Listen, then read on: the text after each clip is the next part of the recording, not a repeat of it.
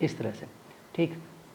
और ये वाला तो सेंटीमीटर क्यूब है ही, ठीक है, ये सेंटीमीटर क्यूब है ही जो इसमें लिखा हुआ है, ठीक। Conductance of 1 centimetre cube of conductor, तो ये इस तरह से है सेंटीमीटर क्यूब पर इक्विवेलेंट। अब मैं क्या करता हूँ, नॉर्मेलिटी को लिखता हूँ, नॉर्मेलिटी का ये इक्वेशन नंबर 1 लिख देता हूँ। और वॉल्यूम, तो ये याद रखना वॉल्यूम पर इक्विवेलेंट है, सेंटीमीटर क्यूब पर इक्विवेलेंट, जो ये वॉल्यूम है यहाँ पर, ठीक। अब नॉर्मेलिटी इक्वल टू क्या होता है, नॉर्मेलिटी होता है number of gram equivalent of, number of gram equivalent of electrolyte या सॉल्यूट डिवाइडेड बाय वॉल्यूम। लेकिन वॉल्यूम का यूनिट क्या होता है, लीटर। तो अगर हम नॉर्मेलिटी को यहाँ रिप्लेस करना चाहते हैं तो यहाँ वॉल्यूम तो लीटर है, अब इस लीटर वॉल्यूम और यहाँ पर वॉल्यूम क्या है, सेंटीमीटर क्यूब यानी कि ml है। तो इस लीटर को हमें क्या करना होगा, सेंटीमीटर क्यूब में कन्वर्ट करना होगा, लीटर को सेंटीमीटर क्यूब में, ठीक है। तो वॉल्यूम, तो हम लिख देते हैं number of gram equivalent of electrolyte upon V volume in ml divided by 1000, ठीक है। अगर यहाँ पर वॉल्यूम ml में रखना है, ml या सेंटीमीटर क्यूब में रखना है, ml या सेंटीमीटर क्यूब में रखना है तो क्या रखना पड़ेगा उसे, 1000 से। फॉर्मूला तो वही रहना चाहिए ना, फॉर्मूले में चेंज नहीं आना चाहिए। तो वॉल्यूम लीटर में लिखना होता है और हमारे पास volume, if the volume is available in centimetre cube, if V is in centimetre cube और इन ml। अब ऑब्वियसली जब ml में होगा और फॉर्मूले में पुट करना है तो डिवाइड बाय 1000 करोगे, ठीक है।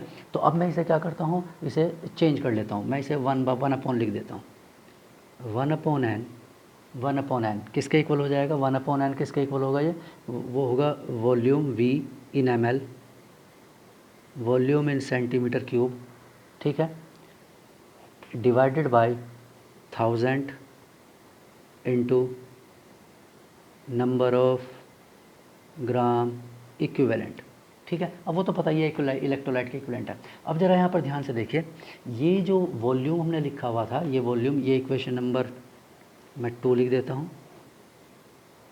तो यहाँ पर जो वॉल्यूम है वो क्या है, वॉल्यूम है सेंटीमीटर क्यूब और पर इक्विवेलेंट, यानी कि divided by number of equivalent, पर इक्विवेलेंट जितने भी इक्विवेलेंट्स होंगे। अब यहाँ पर 2 इक्विवेलेंट हैं तो डिवाइड बाय 2 करेंगे तो पर इक्विवेलेंट ही आंसर आएगा, डिवाइड बाय 3 करेंगे तो पर इक्विवेलेंट, यानी पर इक्विवेलेंट यहाँ वॉल्यूम है वो मैंने साइड में लिखा है सेंटीमीटर क्यूब पर इक्विवेलेंट है। तो यहाँ पर इस वॉल्यूम का, तो from equation 1 and 2, from equation 1 and 2 अगर मैं इसे रिप्लेस कर देता हूँ इस वॉल्यूम को 1 सेंट, जो वॉल्यूम लिखा है सेंटीमीटर क्यूब पर इक्विवेलेंट और यहाँ पर वॉल्यूम लिखा है सेंटीमीटर क्यूब पर इक्विवेलेंट, तो ये टर्म जो मैंने सर्किल किया है, ये टर्म किसके इक्वल हो जाएगी, इस वॉल्यूम की टर्म के इक्वल हो जाएगी। क्यों, क्योंकि ये भी क्या है, सेंटीमीटर पर इक्विवेलेंट में है। ये वॉल्यूम यहाँ पर क्या है, सेंटीमीटर क्यूब और पर इक्विवेलेंट है, और ये भी क्या बन गया है, सेंटीमीटर क्यूब पर इक्विवेलेंट बन गया है वॉल्यूम। तो उसके प्लेस पर हम लिख देते हैं, तो उसके प्लेस पर लिखेंगे तो 1000/n, यानी वॉल्यूम की जगह क्या आ जाएगा, 1000/m, 1000 तो इधर चला जाएगा ना, तो इसे 1000/n लिखेंगे। तो हम लिख देते हैं लैम्डा EQC गिवन कंसंट्रेशन के लिए इक्वल टू क्या होगा, कपा, ठीक है, इंटू 1000/n, ठीक है। तो n क्या है, नॉर्मेलिटी है, where n is the normality, n equal to normality of solution। तो अगर नॉर्मेलिटी की टर्म्स में इसे लिखना है तो ये लिखा जाता है, ठीक है। तो इसलिए फॉर्मूले में 1000 इंट्रोड्यूस होता है। तो यहाँ पर कपा की यूनिट क्या है, जो कपा है वो तो पहले लिखा हुआ है आपने, कपा की यूनिट क्या होती है, ओम इनवर्स सेंटीमीटर इनवर्स, ठीक है, ओम इनवर्स सेंटीमीटर इनवर्स, कपा की यूनिट क्या है, ओम इनवर्स सेंटीमीटर इनवर्स, ठीक। यानी कि ये एक स्पेसिफिक कंडक्टेंस इंटू 1000/n होता है स्पेसिफिक कंडक्टेंस। तो अब स्पेसिफिक कंडक्टेंस की जो यूनिट है वो है ओम इनवर्स सेंटीमीटर इनवर्स और यहाँ पर जो हमने ये यूनिट क्या लिया था, हमने वॉल्यूम का यूनिट क्या लिया था, सेंटीमीटर क्यूब। वॉल्यूम का यूनिट क्या था, सेंटीमीटर क्यूब, तो इनटू सेंटीमीटर क्यूब। तो इसकी यूनिट क्या बनेगी, यूनिट बन जाएगी, यूनिट होगी, मैं यहाँ लिख देता हूँ, यूनिट हो जाएगी ओम इनवर्स सेंटीमीटर स्क्वायर पर इक्विवेलेंट। ठीक है, क्यों, क्योंकि ये जो 1000/n है, ये 1000/n की यूनिट क्या है, इसकी यूनिट है सेंटीमीटर क्यूब पर इक्विवेलेंट। ध्यान से देखिए ना, सेंटीमीटर क्यूब पर इक्विवेलेंट इक्वल टू है 1000/n, तो 1000/n की यूनिट ये है, दोनों को मल्टीप्लाई करेंगे ओम इनवर्स सेंटीमीटर स्क्वायर पर इक्विवेलेंट आ जाएगा। ठीक है, तो it is the unit of equivalent conductance.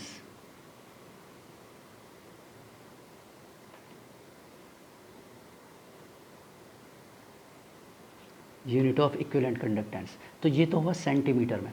ठीक है, अब अगर आप इसे मीटर में यूनिट में लिखना चाहें, इसको कन्वर्जन करना चाहें, ये तो सेंटीमीटर स्क्वायर की यूनिट है, अगर इसे मीटर स्क्वायर में कन्वर्ट करना चाहो तो आप इसे लिख सकते हो 1, ये कन्वर्जन से याद रखना, ये अलग से लिख रहा हूँ, 1 साइमन 1 साइमन या एस, और मीटर स्क्वायर पर इक्विवेलेंट इक्वल टू क्या होगा, 10⁴, क्योंकि 1 मीटर 100 सेंटीमीटर के इक्वल होता है, 10⁴ ohm inverse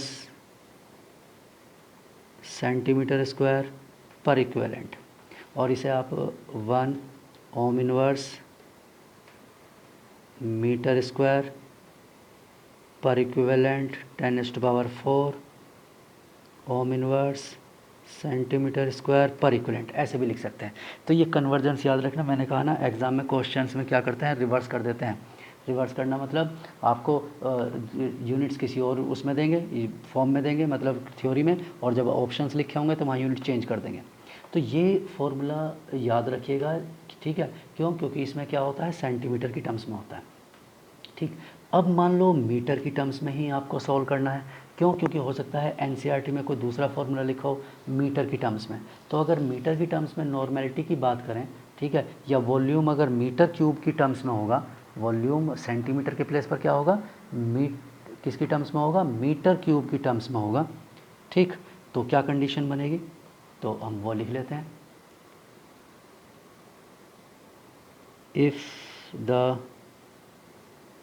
volume is in metre cube, अगर मीटर की टर्म्स में वॉल्यूम है, ठीक है, तो उस केस में कंडीशन क्या होगी, तो उस केस में क्या हो जाएगा, ये हमारा फॉर्मूला होगा lambda C E Q equal to क्या होगा, कपा। ठीक है, और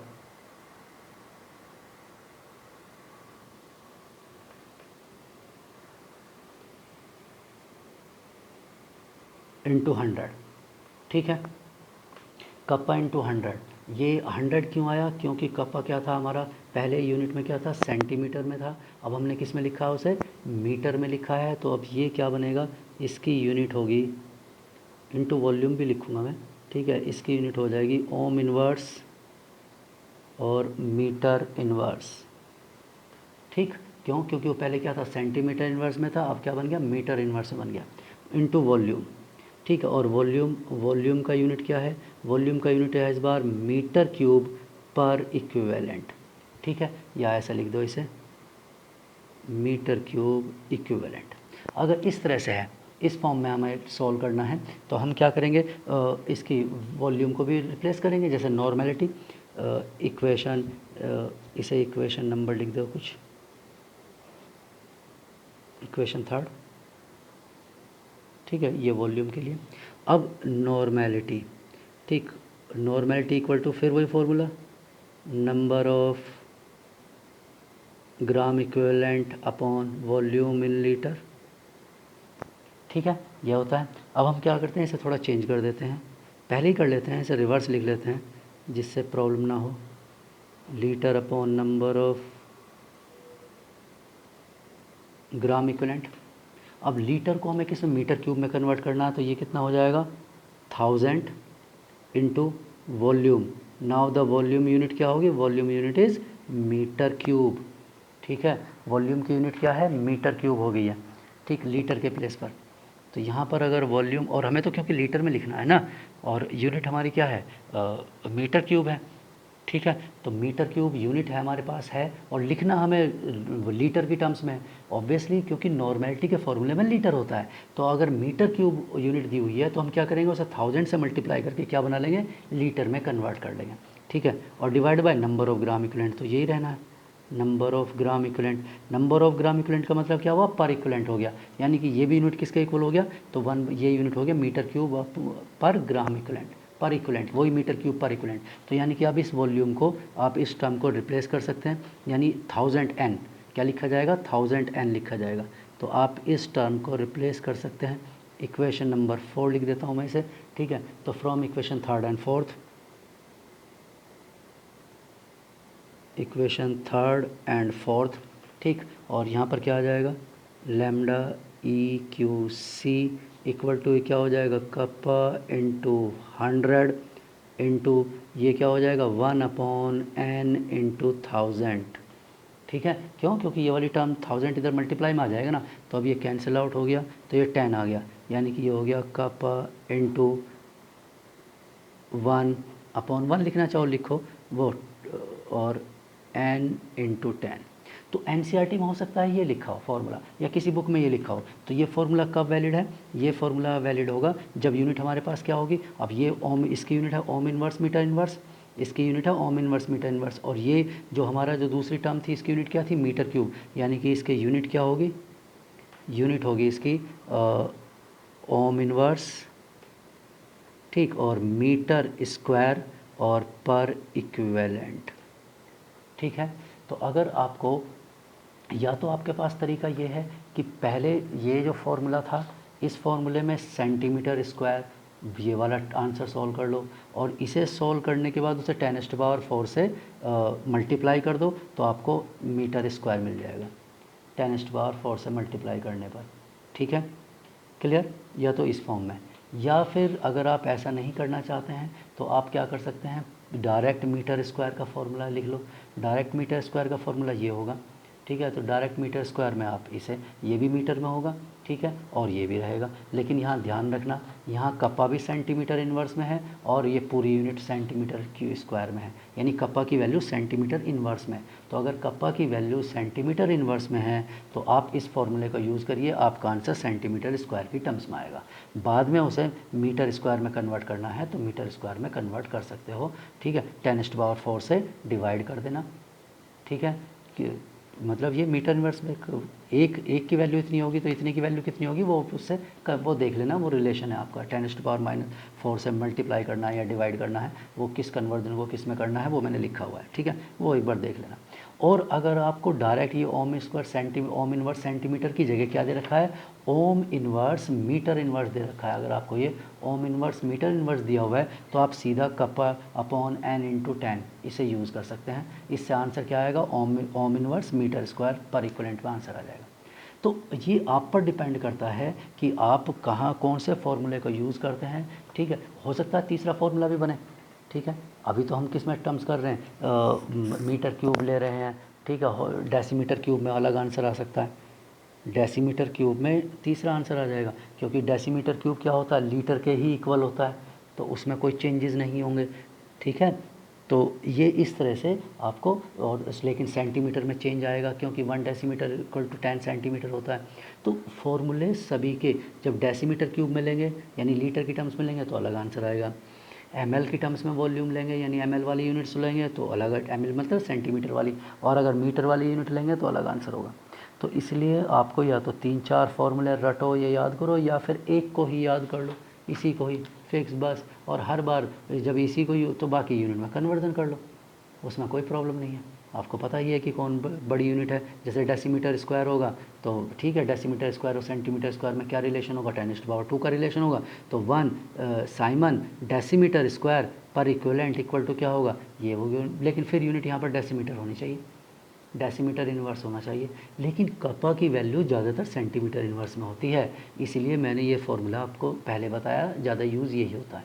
ठीक है, और अगर मीटर इन्वर्स में भी है तो कोई दिक्कत नहीं, सेंटीमीटर इन्वर्स में कन्वर्ट कर लो।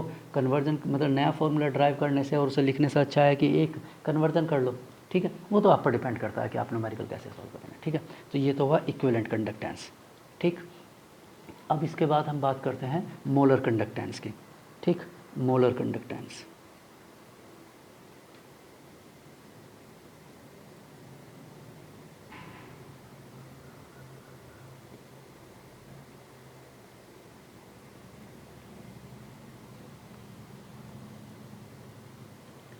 It is denoted by lambda M, small lambda, capital lambda लिखा होगा या स्मॉल लैम्डा एम लिखा होगा। तो इसे मोलर कंडक्टेंस को इससे डिनोट करते हैं, और इसकी डेफिनेशन भी इक्विवेलेंट कंडक्टेंस के जैसी ही डेफिनेशन है। ठीक है, और एग्जैक्टली सेम, बस थोड़ा सा डिफरेंस आ जाता है लास्ट में जा कर के। ठीक, इट इज़ डिफाइंड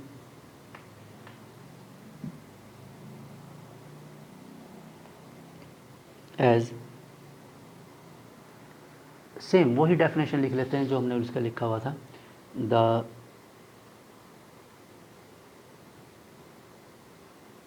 कंडक्टिंग, याद करने में इजी हो जाएगा आपको। ठीक है, लर्न करना इजी हो जाएगा अगर एक जैसी लाइन रहेंगी। The conducting power of all ions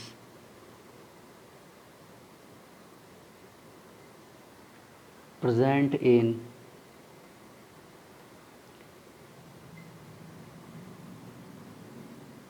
all ions present in 1 mole of an electrolyte in a given solution under given conditions या फिक्स टेम्परेचर, क्योंकि टेम्परेचर का इफेक्ट होता है इसलिए हम टेम्परेचर फिक्स करने की बात कर रहे हैं। ठीक है, तो ये बस सेम उसी तरह से डेफिनेशन होगी। ठीक है, एट ए गिवन कंसंट्रेशन, यहाँ पर क्या हो जाएगा, कंसंट्रेशन इस बार क्या होगी, मोल पर लीटर होगी। ठीक है, तो सेम उसी तरह के इसके भी फॉर्मूले बन जाएंगे। ठीक है, तो बिल्कुल वैसे ही मैं इसे लिख देता हूँ, eight given concentration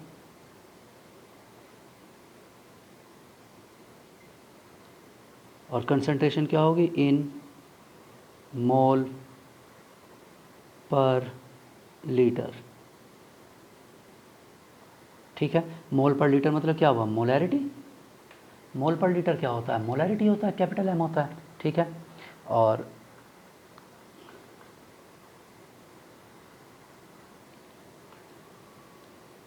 the molar conductance is denoted by lambda m c या lambda m small lambda m c। ठीक है, इस तरह से लिखते हैं। तो ये सी मतलब गिवन कंसंट्रेशन को ये शो करता है। क्यों, क्योंकि अभी हमें कोलराउस लॉ लिखेंगे आगे। कोलराउस लॉ लिखेंगे तो उसमें क्या होगा, इनफाइनाइट डाइल्यूशन होगा, यानी कि यहाँ सी की जगह क्या होगा, इनफाइनाइट। कंसंट्रेशन मतलब जीरो, इनफाइनाइट डाइल्यूशन होगा, इसलिए ये गिवन कंसंट्रेशन को और उसे डिस्टिंग्विश करने के लिए हम ऐसे लिख रहे हैं। वैसे तो इनफाइनाइट वालों के लिए ही सिंबल मतलब सी लिखना कोई नेसेसरी नहीं है, इनफाइनाइट लिखना नेसेसरी होता है। तो आप इसे विदाउट मतलब सी भी लिख सकते हैं, कोई दिक्कत नहीं है उससे। और इसका फॉर्मूला क्या होगा, सेम उसी तरह से,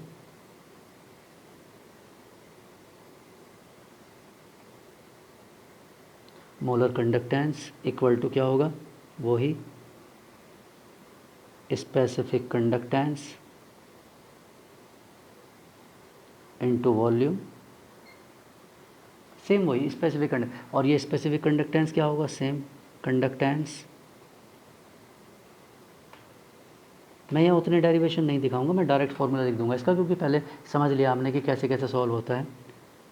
conductance of 1 centimetre cube of a conductor, और वॉल्यूम, ये वॉल्यूम क्या होगा, वही इन सेंटीमीटर क्यूब या ml। ऑब्वियसली अगर ये सेंटीमीटर, उसमें सेंटीमीटर क्यूब की यानी कि ये स्पेसिफिक कंडक्टेंस कापा, इसकी यूनिट ओम इनवर्स। ठीक है, मतलब वही जो होती है ओम इनवर्स सेंटीमीटर इनवर्स। तो अगर वो यूनिट है तो यहाँ सेंटीमीटर क्यूब लेंगे, उसी तरह से ये मीटर में होगा तो ये मीटर में ले लेंगे। ठीक है, ml कंटेनिंग, लेकिन यहाँ अभी फिक्स कर रहे हैं हम, containing 1 mole of electrolyte 1 mole of the electrolyte.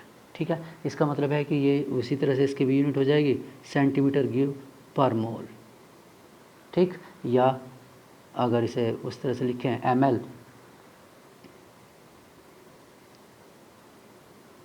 इस तरह से सेंटीमीटर क्यूब या ml की टर्म्स में लिखें। तो बस इसके भी ऐसे ही, अगर मैं पहले तो सिंपल फार्मूला लिख देता हूँ, उसके बाद फिर डायरेक्ट लिखते चले जाते हैं। ठीक, तो यहाँ पर होगा lambda M C equal to क्या होगा, कप्पा इंटू वॉल्यूम। ठीक, ये तो होगा जब इसमें क्या डिज़ोल्व है, 1 मोल डिज़ोल्व है, तो क्या हर बार 1 मोल डिज़ोल्व होगा? नहीं, मोलरिटी तो वेरिएबल होती है ना, तो मोलरिटी वेरिएबल होती है, तो इसका मतलब है कि फॉर्मूला क्या होगा, lambda M C equal to kappa into 1000 upon M. ठीक है, और यूनिट क्या होगी, यूनिट होगी इसकी ओम इनवर्स सेंटीमीटर स्क्वायर पर मोल। ठीक है, सेंटीमीटर की टर्म्स में होगी सेंटीमीटर स्क्वायर, और रिलेशन तो वो आपको पहले ही बताया हुआ है, रिलेशन क्या है क्या नहीं है। ठीक है, क्यों, क्योंकि यहाँ वॉल्यूम हम क्या कंसिडर कर रहे हैं, एमएल में लेकर चल रहे हैं, और ये कपा की यूनिट क्या है, वो ये सेंटीमीटर वाली ही यूनिट है, और अगर मीटर में है तो ठीक है, मीटर वाली unit lambda M C equal to क्या होगा, kappa into 1 upon N into 10। ठीक है, तो 10 ये यूनिट, इसकी यूनिट क्या होगी, इसकी यूनिट होगी ohm inverse metre square mole inverse. ठीक है, या ऐसे लिख सकते हो siemens metre square mole inverse. ठीक है, उससे कोई दिक्कत नहीं है, ये तो सी जी एस ही है, SI यूनिट में है और कुछ नहीं है। और ये एन यहाँ पर इसमें ये वाला सी जी एस, ये वाला है, ठीक है साइमन। अब ये नॉर्मेलिटी यहाँ पर कपा क्या होगा, तो ऑब्वियसली जब ये मीटर रिजल्ट आया तो ये क्या होगा, ओम इनवर्स, यानी कि ये यहाँ है ओम इनवर्स सेंटीमीटर इनवर्स, जबकि यहाँ ये ओम इनवर्स मीटर इनवर्स है। और नॉर्मेलिटी में यूनिट क्या यूज़ हुई है, नॉर्मेलिटी नॉर्मल उसमें नहीं है। ठीक है, ये किस में होगी, मतलब वो मीटर क्यूब, जब वॉल्यूम वैसे लीटर ही बनेगा उसका तो, लेकिन मैं बता रहा हूँ उसमें कि जब वॉल्यूम हमारा किस में होता है, मीटर क्यूब में होता है, तो हमें उसे लीटर में कन्वर्ट करना है। तो नॉर्मेलिटी है, पर लीटर वाला ही फॉर्मूला है, लेकिन साथ में 10 आ जाता है क्योंकि मीटर क्यूब है। ठीक है, तो ये मीटर इन्वर्स में है।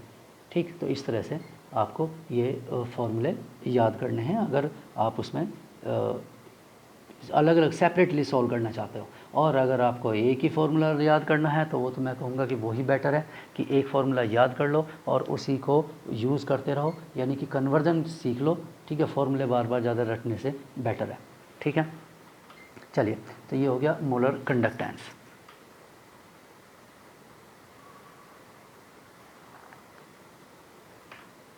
ठीक, चलिए अब हम देखते हैं factors.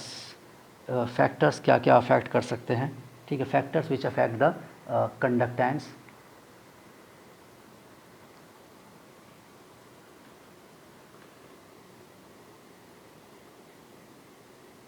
Factors which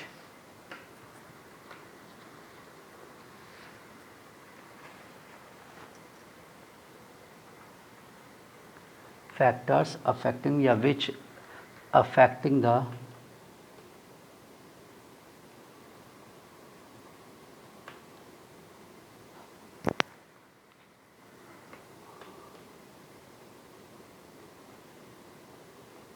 conductance।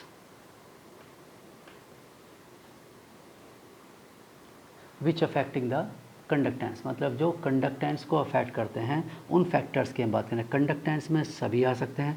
Conductance की अगर हम बात करें तो नॉर्मल कंडक्टेंस हो सकता है ये, ठीक है, या ये स्पेसिफिक कंडक्टिविटी हो सकता है, या ये लैम्डा एम हो सकता है, या लैम्डा ई क्यू हो सकता है। ठीक है, इनमें से किसी के बारे में भी वो कह सकता है कि ये फैक्टर है और इससे किस पर क्या इफ़ेक्ट होगा। ठीक है, ये आपसे कह सकता है। तो कौन कौन से फैक्टर होते हैं इसमें, सबसे पहले देखते हैं हम किसका, कंसंट्रेशन। ठीक, या पहले लिख देता हूँ, उसके बाद फिर 1 बाय 1 डिस्कस कर लेते हैं।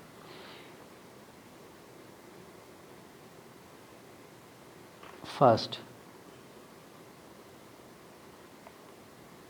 Nature of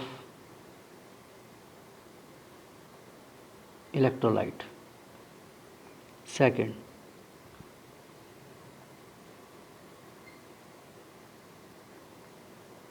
concentration of electrolyte।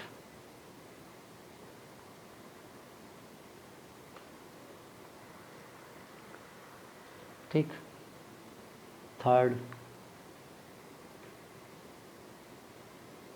Dilution. Fourth, temperature. Fifth,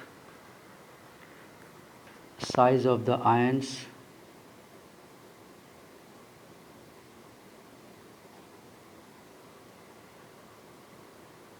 produced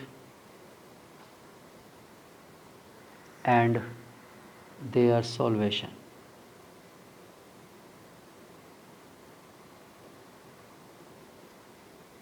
Sixth, nature of the solvent।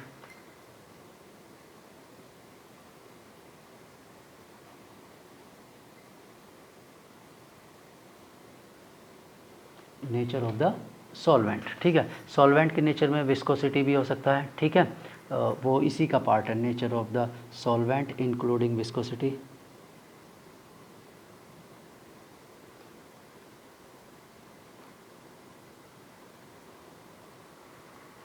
ठीक है,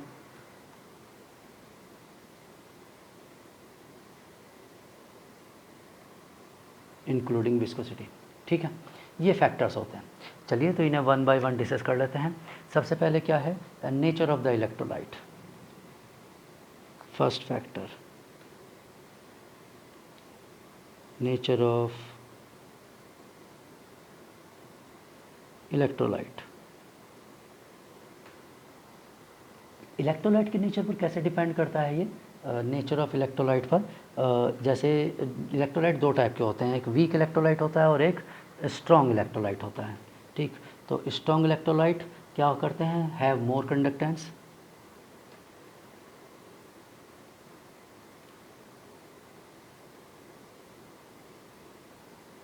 strong electrolytes having more conductance, सभी वैल्यूज़, कंडक्टिविटी, कंडक्टेंस, सभी की बात कर रहे हैं। More conductance then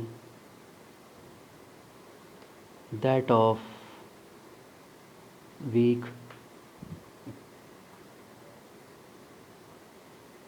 electrolytes under identical conditions. ऐसा क्यों होगा? क्योंकि स्ट्रॉन्ग इलेक्ट्रोलाइट का क्या होता है, 100% आयोनाइजेशन होता है। Because strong electrolytes are almost 100% ionized,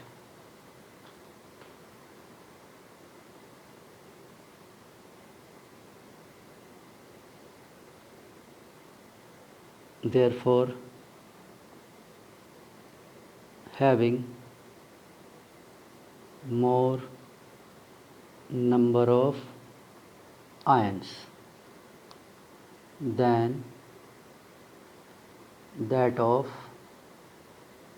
weak electrolyte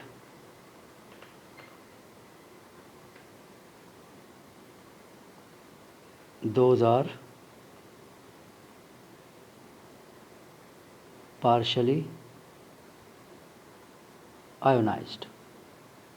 ठीक है, तो मैंने उसका एक्सप्लेनेशन भी लिख दिया है कि स्ट्रॉन्ग इलेक्ट्रोलाइट का कंडक्टेंस ज़्यादा, कंडक्टेंस कोई से भी काउंट करेंगे, क्यों? क्योंकि उसमें ज़्यादा आयंस होंगे, लेकिन आइडेंटिकल कंडीशन होनी, जैसे अमाउंट सेम होना चाहिए, टेम्परेचर सेम होना चाहिए, सॉल्वेंट सेम होना चाहिए, मतलब सारी कंडीशन सेम रखोगे तो स्ट्रॉन्ग इलेक्ट्रोलाइट में ज़्यादा आयंस होंगे। ज़्यादा आयंस होंगे तो उससे क्या होगा, कंडक्टेंस ज़्यादा होगा। ठीक है, अब हम बात करते हैं concentration second.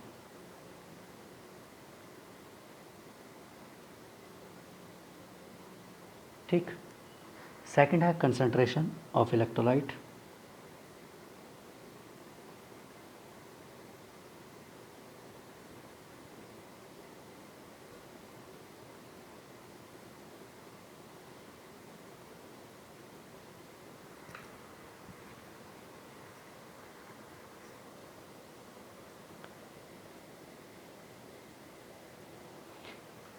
Concentration of electrolyte. अब कंसंट्रेशन को चेंज करने के या इसे वैल्यू का, कंसंट्रेशन की वैल्यू को दो तरह से हो सकता है चेंजेस। कैसे, एक तो ये हो सकता है कि हम वॉल्यूम वही रहने दें, मतलब सॉल्वेंट रिमेन सेम, और हम क्या करें उसमें नंबर ऑफ कंपाउंड, मतलब मटेरियल सॉल्यूट का अमाउंट इंक्रीज़ करें।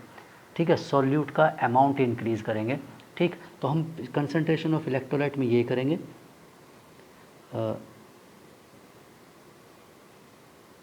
increase in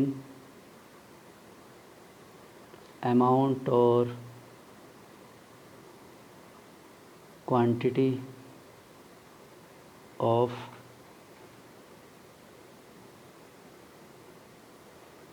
electrolyte keeping volume constant. यानी वॉल्यूम में कोई चेंज नहीं करना है आपको। 1 लीटर लेना है सॉल्यूशन तो 1 लीटर ही रखना है, 2 लीटर है तो 2 लीटर ही रखना है। उसमें बस आप सॉल्यूट का अमाउंट, मतलब जो इलेक्ट्रोलाइट है उसका अमाउंट इंक्रीज़ करके कंसंट्रेशन चेंज करेंगे, आइदर इंक्रीज़ और डिक्रीज़, इंक्रीज़ और डिक्रीज़, उससे कोई दिक्कत नहीं है। वैसे हम जब ऑब्ज़र्व करते हैं तो इंक्रीज़ ही ऑब्ज़र्व करते हैं, क्योंकि इनके ऐड करना ज़्यादा ईजी है। ठीक है, तो इससे क्या होगा, स्पेसिफिक कंडक्टेंस हम बात करेंगे। Specific with increase in concentration लिख देता हूँ मैं, with increase in concentration of electrolyte kappa, यानी specific conductance increases. Specific conductance increase होगा, क्यों इंक्रीज होगा, because number of ions per unit volume, ions per unit volume increases. ठीक है, अब क्यों पर यूनिट वॉल्यूम में, क्योंकि वॉल्यूम तो कांस्टेंट रखा है, अभी तो बताया कीपिंग वॉल्यूम कांस्टेंट, तो वॉल्यूम तो हमने चेंज किया नहीं है, और सॉल्यूट का अमाउंट बढ़ा दिया है, यानी कि ज़्यादा आयंस कर दिए हैं। ज़्यादा, अब एक स्पेसिफिक एरिया में, एक स्पेसिफिक यूनिट वॉल्यूम में अगर ज़्यादा आयंस होंगे तो ज़्यादा कंडक्टेंस होगा, क्योंकि अभी तो बताया कंडक्टेंस नंबर पर डिपेंड करता है, नंबर ऑफ़ आयंस पर डिपेंड करता है। ठीक है, तो नंबर ऑफ़ आयंस पर डिपेंड करता है कंडक्टेंस, तो इसलिए यानी डायरेक्टली प्रोपोर्शनल होता है नंबर ऑफ़ आयंस के, तो इसलिए स्पेसिफिक कंडक्टेंस ही हो जाएगा। ठीक है, क्लियर। तो ये तो हुआ स्पेसिफिक कंडक्टेंस का, बट द इक्विवेलेंट और मोलर कंडक्टेंस या ओवरऑल कंडक्टेंस की अगर हम बात करें, बट द इक्विवेलेंट